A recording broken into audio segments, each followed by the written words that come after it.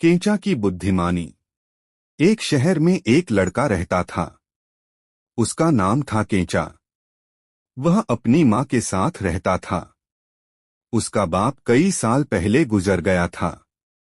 इसी तरह दिन बीत रहे थे। केंचा स्कूल में दाखिल होता है। लड़के समूह में स्कूल जाते रहते हैं। वे लड़के केंचा को पसंद नहीं करते, इसलिए कि केंचा उन सबसे ज्यादा बुद्धिमान था। सभी लड़के उसको देखकर जलते थे। कक्षा में मास्टर जो भी प्रश्न पूछते, केंचा उन सबका तुरंत सही जवाब देता था। मास्टर उसको शाबाशी देते रहते थे।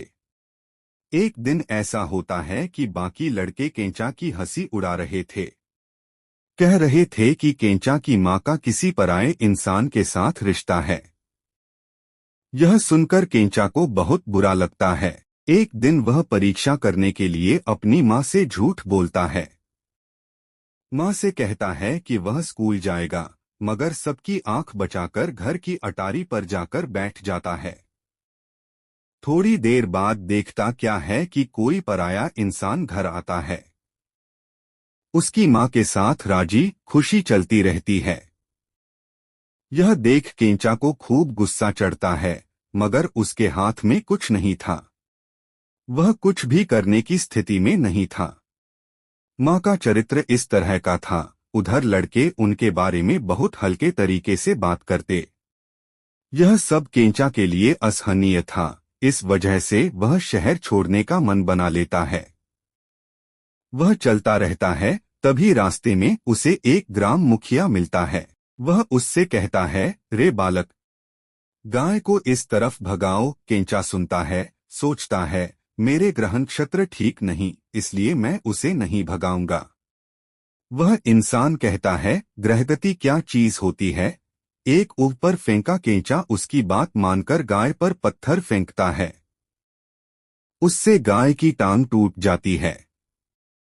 तब ग्राम मुखिया यह कहकर कि तुमने मेरी गाय की टांग तोड़ी है, उसे न्यायालय की तरफ खींचकर ले जाता है। आगे जाते समय वहां सड़क पर एक लड़की अपने सिर पर दही का मिट्टी का घड़ा उठाकर ले जा रही थी। केंचा का स्कूल का बैग देख उससे एक प्रश्न करती है। आगे गर्म होता है, पीछे ठंडा होता है, बता वह क्या है? तब केंचा अपने अज्ञान को बताता है। कहता है, मुझे इसकी जानकारी नहीं है। वह लड़की केंचा को छेड़ती है, तेरे स्कूल की पढ़ाई का यही नतीजा निकला है। क्या फायदा, तू तो बुद्धू है। यह सुनकर केंचा चिढ़ जाता है।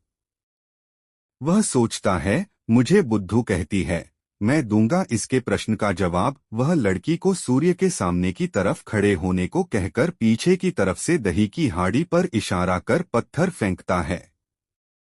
इससे घड़ा फूट जाता है। दही लड़की की पीठ पर झरता है। आगे की तरफ यह गर्मी की वजह से गर्म होता है। केंचा कहता है, तुम्हारे प्रश्न का यही उत्तर है। तब लड़की यह कहकर हल्ला मचाती है कि इस लड़के ने दही का मेरा घड़ा फोड़ दिया।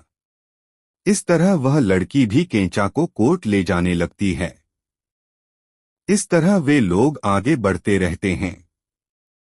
अभी शहर पहुंचने में काफी समय लग सकता था।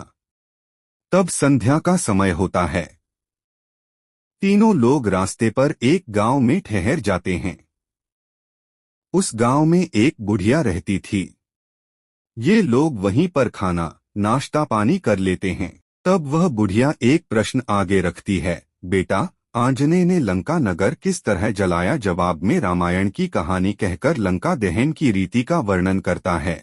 मगर बुढ़िया इस जवाब से खुश नहीं होती। वह कहती है, बेटा, मुझे भी यह कहानी मालूम है, इसलिए इस जवाब से कोई फायदा नहीं। धन्यवाद पूरा वीडियो देखने के लिए। अगर आपको ये वीडियो अच्छा लगा हो तो प्लीज इसको लाइक करें और चैनल को सब्सक्राइब करें।